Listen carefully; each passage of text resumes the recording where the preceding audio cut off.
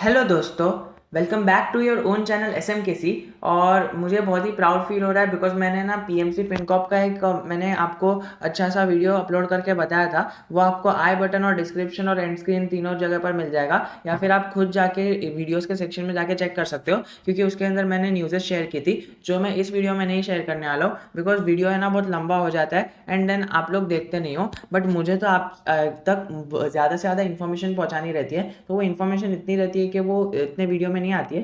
So I make part of the videos. अगर हम यहाँ पर बात करें इसके 1 ईयर के चार्ट पैटर्न की, जो हमें 1 जनवरी से दिख रहा है, तो हमें पता चलेगा कि 700% का रिटर्न आराम से दे चुका है स्टॉक। बट अगर हम यहाँ पर 1 मंथ का देखें ना, तो 12% का दिया है। बट अगर हम प्रतिशत को छोड़ देना, अगर हम यहाँ पर सीधा सीधा देखें तो पहले नीचे, फिर ऊपर, फिर नीचे, और हमें ये रेंज बाउंड ही दिख रहा है। अभी ये अगर हमें नॉर्मल स्टॉक पैटर्न में अगर हम देखें ना, तो कोई भी स्टॉक को 1 महीने में ऐसा ऊपर जाना चाहिए था, बट ये स्टॉक एक रेंज बाउंड में ट्रेड कर रहा है, विच क्लियरली इंडिकेट्स अस कि ये स्टॉक ऐसा है कि हमें है ना इसके अंदर अपना चिंता लेने की ज़रा भी ज़रूरत नहीं है। ओनली बिकॉज ये स्टॉक ऐसा है कि इसके अंदर निवेशित रहा जा सकता है, क्योंकि ये स्टॉक है ना अपनी गति से चल रहा है। अभी कोई भी स्टॉक है ना भाग रहा है ना, तो उसका मतलब उसके अंदर ऑपरेटर्स जारी है। पर इस स्टॉक के अंदर ऑपरेटर्स में सिर्फ अल्फा लियोन आता है, जो मैं आपको आगे जाके बताऊंगा। ओके, नाम ले लिया है तो फिर हमें उसको जानना ही ज़रूरी हो जाता है।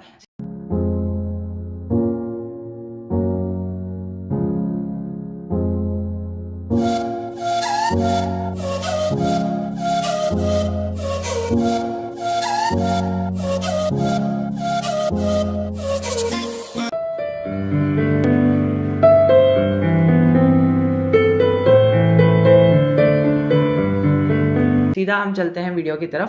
पर ठीक है यार, उसको बाद में देख लेंगे बिकॉज उसका जो एनालिसिस है वो लास्ट में ही होगा, बिकॉज जो बीच में न्यूज़ेस कवर होगी ना, उसके बाद ही उसको बारे में हम चर्चा कर सकते हैं। पर उससे पहले हम ज़रूर कहना चाहेंगे कि पिछले वीडियो में भी जैसे हमने देखा था कि उसका PE रेशियो 82 पे पहुंच गया है, जो इतनी बढ़ोतरी होने के बाद कम हो गया है। मतलब आप देखोगे कि नॉर्मली PE रेशियो जो था ना, वो बड़ा हुआ था, कुछ 150 तक पहुंच गया था। बट अभी अगर आप देखो तो 81 और 82 का PE रेशियो दिख रहा है, जो ये स्टॉक के लिए अच्छी बात है। बिकॉज ये देखिए, ये स्टॉक जब इधर नीचे के लेवल पे था ना, इधर नीचे के लेवल पे, तब इसका PE रेशियो है ना 150 के आसपास था। और अभी आप देखो तो इन्होंने ग्रेजुअली अपनी PE को कम कर दिया है। जब मार्केट बहुत टॉप पे बैठा है, अपने ऑल टाइम हाई पर ये स्टॉक बैठा है, मतलब ऑल टाइम हाई तो नहीं, लेकिन 52 वीक हाई जो हम 5 साल से हाई देख रहे हैं, उतने हाई पर बैठा है ये। और उधर से देखिए, ये स्टॉक भी ऐसा है ना कि ऐसा हाई एंड हाई का पैटर्न लगाता है। ये एक ही बार में ऊपर नहीं जाता है, बल्कि ये एक अच्छे स्टॉक की निशानी की तरह हाई एंड हाई का पैटर्न लगाता है।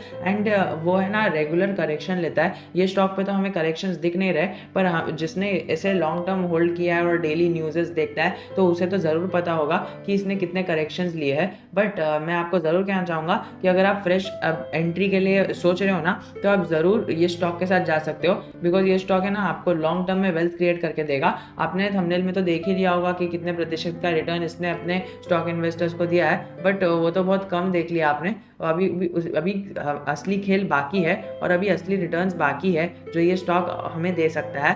तो हमें उसके लिए वेट करना है, और उसके लिए वेट कभी करना है। देखिए, ये लेवल अभी कितना है, 3 रुपये का लेवल है, बट ये है ना आराम से जा सकता है 1000 रुपये तक। यानी आराम से नहीं, रास्ते में रुकावटें आएगी, गिरावटें आएगी, जैसा कि हम अक्सर कहते हैं। बट हमें हारना नहीं है, हार नहीं माननी है, बिकॉज ये ऐसा स्टॉक है ना कि हमें लॉन्ग टर्म में वेल्थ क्रिएट करके देगा। देखिए, एक्चुअल टारगेट से इसके 1000 तक है। मैं अभी तक अपनी बात पे अड़ा हुआ हूँ, बट उसके लिए आपको टाइम देना पड़ेगा।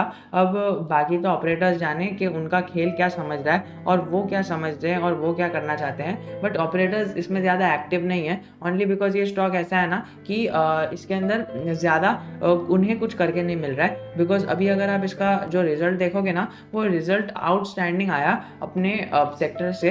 अगर आप इसको डेली बेसिस पे ट्रैक कर रहे हो, तो आपको पता होगा कि मैंने कुछ और ही बोल दिया। रिजल्ट तो खराब आया था और मैंने आउटस्टैंडिंग बोल दिया, ओनली बिकॉज अगर आप NBFC सेक्टर का कोई भी स्टॉक उठा के देख लो ना, तो आपको पता चलेगा कि इसके कोई भी स्टॉक के अंदर है ना अच्छी खासी गिरावट आई है उसके नेट रेवेन्यू में और नेट सेल्स में। बट अगर हम इस स्टॉक की बात करें, तो हमें इस स्टॉक में है ना ईयर ऑन ईयर हमें गिरावट तो दिख रही है, और एक्सपेंसेस में भी गिरावट दिख रही है, जिसकी वजह से इसका ऑपरेटिंग प्रॉफिट बढ़ जाता है। मतलब सेल्स कम हो गई है, बट इन्होंने अपने जो इन्हें पता था कि हमें हमारी सेल्स कम है, बट तो इसीलिए उन्होंने अपने एक्सपेंसेस को कम कर दिया, तो देखिए ताली दो हाथ से बजती है। अगर समझिए एक्सपेंसेस ज़्यादा है और सेल्स ज़्यादा है तो कुछ प्रॉफिट नहीं होता है, बट अगर आपने खर्चा कम किया और सेविंग्स ज़्यादा की, तब जाके आपके पास सेविंग्स बचेगी ना। यानी आप लाख रुपए कमा रहे हैं दिन का और लाख रुपए उड़ा रहे हैं, तो आपकी वैल्यू क्या रहेगी, आपकी नेटवर्थ क्या रहेगी। बट अगर एक बंदा 10,000 रुपये दिन का कमा रहा है और वो उसमें से 9,000 रुपये दिन के बचा रहा है एवरी डे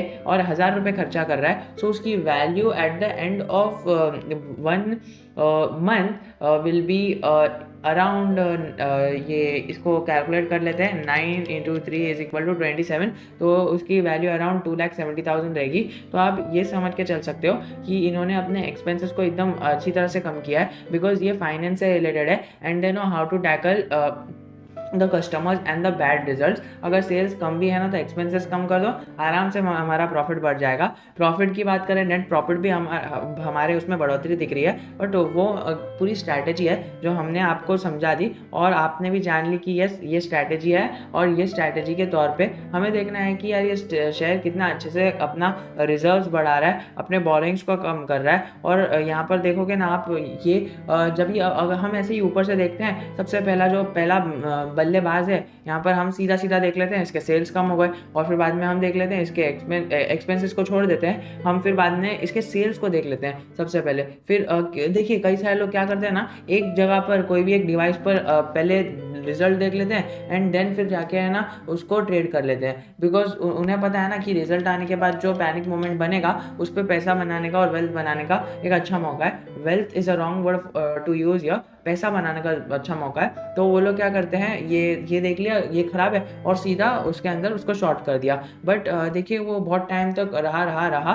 बट जब स्टॉक इन्वेस्टर्स को पता चला कि पूरे एनबीएफसी सेक्टर का हाल ऐसा है, बट वो as they are invested in as they are just in the sector of NBFC, उन्हें पता है कि फाइनेंस को कैसे टैकल करना है एंड उन्होंने अपने रिजल्ट को ऐसे बनाया, पेश किया कि वो अच्छा दिखे, और एक्सपेंसेस को कम करके उन्होंने अपने रिजल्ट को ऐसा बना दिया कि वो इन टर्न अच्छा ही दिखे। देखिए रिजल्ट कभी ख़राब नहीं होता है इनका, बट जो ख़राब होता है ना वो हमें देखना है कि सेल्स ख़राब है। अगर कोई कह रहा है कि इनका रिजल्ट ख़राब है, वो थोड़ा सा गलत कह रहा है, ओनली बिकॉज इनका रिजल्ट ख़राब नहीं है, इनका सेल्स ख़राब है। हमें देखना ये होता है हमेशा कि सेल्स कितनी हो रही है। देखिए बाकी तो ये एक्सपेंसेस कम कर देते हैं तो प्रॉफिट ठीक ठाक दिख जाता है। या फिर अगर रिलायंस पावर का ले लो, तो रिलायंस पावर में ना नेट उनकी जो इनकम रहती है ना वो बढ़ जाती है, ओनली बिकॉज इनका जो अदर इनकम है ना वो बढ़ जाती है। वो उनके अगर सेल्स कम हो गया या फिर रिजल्ट खराब आना होता है ना, तो वो लोग क्या करते हैं, अपने एसेट्स को बेच देते हैं और वो दिखाते हैं बकायदा, वो तो पता रहता है, लेकिन रिटेल इन्वेस्टर्स को कहाँ पे पता रहता है ना ये सारी चीज़ें।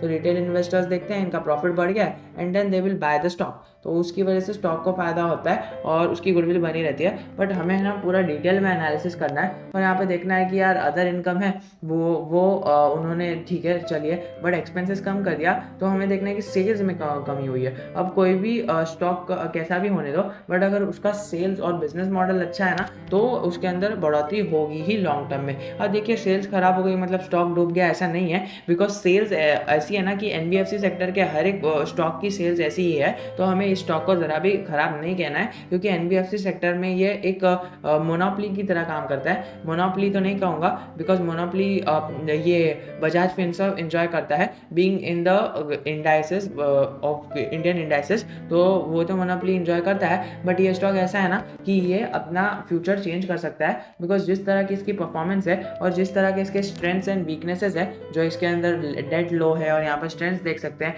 इन्होंने 5 साल में कंसिस्टेंटली निफ्टी 500 से भी ज़्यादा के रिटर्न्स दिए हैं। फिर यहाँ पर MFI जो मनी फ्लो इंडेक्स होता है ना, उनके हिसाब से ओवरबॉट जोन में है। ओवरबॉट जोन जिसको नहीं पता है वो ये होता है कि लोग ज़्यादा खरीद लेते हैं, मतलब स्टॉक को बाय कर लेते हैं, तो जब भी ज़्यादा बाय हो जाता है ना तो वो होता है ओवरबॉट जोन। और जब लोग है ना शेयर को सेल करते हैं तो एक पॉइंट आता है जब वो ओवर सोल्ड जोन पे आ जाता है, मतलब बहुत ज़्यादा सेल हो गया है, अभी बढ़ोतरी आएगी। तो अभी ये लोग कह रहे हैं कि ओवरबॉट जोन पे है, यानी अभी थोड़ा इसके अंदर करेक्शन आ सकता है, बट यहाँ पर करेक्शन की बात ही नहीं हो रही है, इसको इन्होंने स्ट्रेंथ्स में डाला है। इसका मतलब क्या हुआ कि लोग बुलिश है स्टॉक को लेके, इसीलिए तो ओवरबॉट हुआ। इन्होंने अपना दूसरा साइड लिया है कि ओवरबॉट कब होगा, जब लोग आके खरीदेंगे ना स्टॉक को, तब जाके वो अवॉर्ड होगा। तो इसीलिए वो स्ट्रेंथ में लिया है और कंपनी ने के पास डेप्थ ना के बराबर है। सेकेंडली अगर हम बात करें जो इसका कैश जनरेटिंग एबिलिटी है,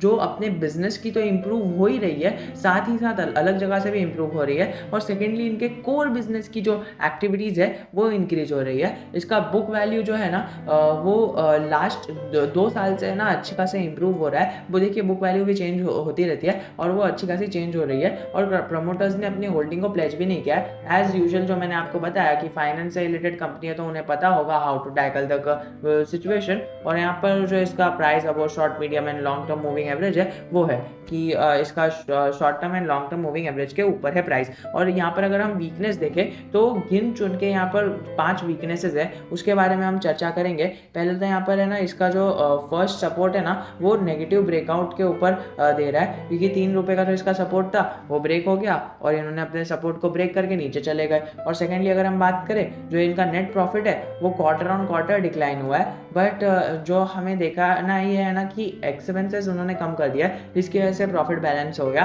फिर अगर हम बात करें यहाँ पर जो नेट कैश फ्लो है वो डिक्लाइन हो गया है। तो इनके पास मतलब है ना अपना कैश जो है ना वो जनरेट करने की एबिलिटी बहुत कम है, तो वो एक इनका वीकनेस हो गया। देखिए इससे कंपनी बर्बाद हो जाएगी ऐसा कुछ नहीं है, बट एक वीकनेस हो गई कि हाँ ऐसा है। अगर आपकी वीकनेस है कि आप फॉर एग्जांपल किसी खेल में, फॉर एग्जांपल क्रिकेट में आपकी वीकनेस है कि आप बैटिंग नहीं कर सकते हो बट आप बॉलिंग बहुत अच्छी करते हो, तो क्या उससे मैच आप हरा दोगे? नहीं, जो आपकी स्ट्रेंथ है आपको वो पकड़ के आपको उसके हिसाब से बॉलिंग का मौका दिया जाएगा। अभी विराट कोहली जो है वो बैटिंग कितनी अच्छी करता है हमें पता है, तो इसीलिए उसको बैटिंग की तरफ ज़्यादा मौका दिया जाएगा। बट अगर वो उसकी बॉलिंग अच्छी नहीं होगी तो उसे बॉलिंग का मौका नहीं दिया जाएगा, क्योंकि बॉलर्स जो अच्छे पड़े हैं वो पड़े हैं ना, बट उसकी स्ट्रेंथ की वजह से वो टीम में है एंड दैट इज़ वाई इसकी स्ट्रेंथ जो है ना वो बहुत ही अच्छी है। और इसका जो क्वार्टरली रेवेन्यू है वो डिक्रीज हो गया है। बस ये रिजल्ट की वजह से इसके वीकनेस की पल्ला भारी पड़ गया। और सेकेंडली इसका जो अपॉर्चुनिटीज़ है वो ये है कि जो डिलीवरी परसेंट है ना वो बढ़ते ही जा रहा है। और अभी इसको है ना हम देखेंगे कि इसका जो डिलीवरी परसेंटेज है वो भी बढ़ रहा है, यानी ज़्यादा से ज़्यादा लोग माल उठा के जा रहे हैं। आपको डेली एनएससी पर जाके चेक करना है कि कितने लोग माल उठा के जा रहे हैं। अगर इसका जो high return technically strong value stock है ना तो इसका सब्सक्रिप्शन भी बहुत ही अच्छा है और इसका जो मोमेंटम स्कोर है वो भी बहुत अच्छा है। आरएसआई जो है ना वो प्लेस कर रहा है कि वो है ना अच्छी स्ट्रेंथ में है, और आरएसआई ये नहीं कह रहा है कि वो ओवरबॉट जोन में है या फिर ओवरसोल्ड जोन पे है, वो कह रहा है कि इतनी अच्छी पोजीशन पे है कि वहाँ से पिच हो गया ना एक बार